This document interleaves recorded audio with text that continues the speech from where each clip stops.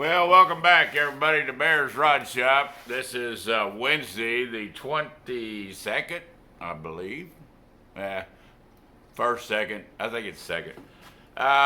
This week we have been a little short on doing any kind of videos, and thought I would pop this in. I've been covered up in the trim shop doing a few little things that help pay the electric bills and all the miscellaneous bills.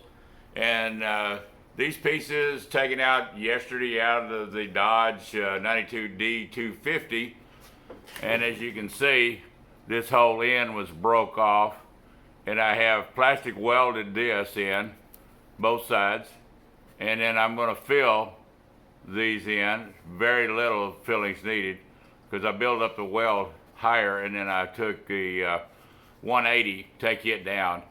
Now I will lose some of the texture, but then also we got the proper SEM vinyl spray. This morning I had to chase around 2 or 3 parts houses, but my paint supplier in Fort Worth had this, and I had to go get some headliner material for the Dodge.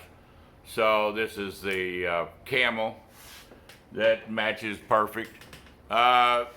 This is just one of 3 of the pieces that were busted. Here's the one that's pretty typical up around where it came across the back, and again it's welded both sides. A little hard to see, but simply with an iron and a little tiny piece of filler. I had some more material. I could have used any kind of, because it's going to get painted, but at least I have a piece now that we can save. Even though this is a pristine, I'm going to have to paint it. So that being said, we're also going to, since it's getting new carpet and the seat covers all cleaned up, they don't even need replaced. Very filthy here on the side that laid against the windshield on the visors and this side. So these will all get thoroughly cleaned first and then re-dyed. This is all on the Dodge D250. Since you can see our little table here, we are waiting on parts. We got the throttle body all tore down, and got the pressure regulator in from Rock Auto this morning, waiting on the new plugs, air filter, and a few other parts. But now then that she's tore down, this throttle body was filthy, and I put new injectors, of course, waiting on the gasket kit. But this was the culprit. This is the fuel pressure regulator that was full of gas. That's never going to work. So we're hoping by maybe Saturday we can do a video of it running. We won't be driving it, but just start it up and run and see how it does, see if transmission works, and brakes are already working. They worked when we got it. But today, real quick, I'm going to see if we can zoom down here and focus in. Now, you'll see this little chunk right here. It's green. And I have plenty of John Deere busted up hoods. I don't throw any of that stuff away. I put them in a bin because this makes really good repair plastic to PVC weld with. So you guys that have an old mower deck and you set it on the curb, think twice. You will need these pieces one day to do what we're doing today.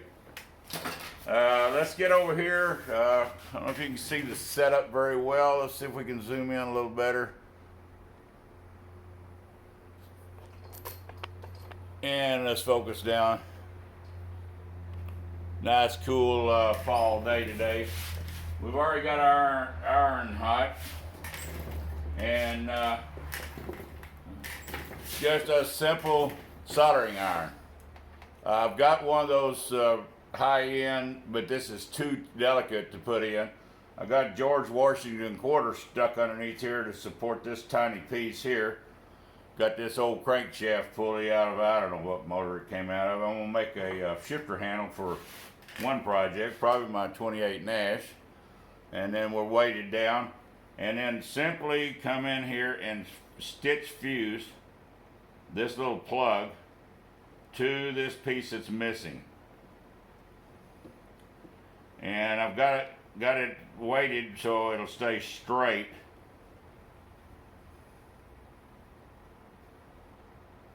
And you guys have seen plenty of videos. You probably already know how to do this, but this is my technique. And I'm not going to chunk this piece because once it's finished, should not even tell where it's at. Okay, she is bound to the back side. We're going to take this out and we're going to come over here to this side. Now, I'm going to hold this physically so y'all can hopefully see it. We'll take the brown and burn it right into that green plug.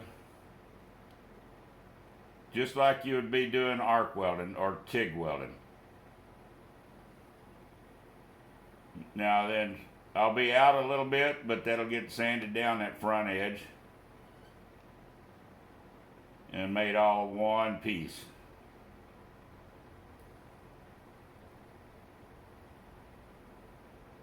Now you can tell I'm already higher. I like that, so I can sand down to it.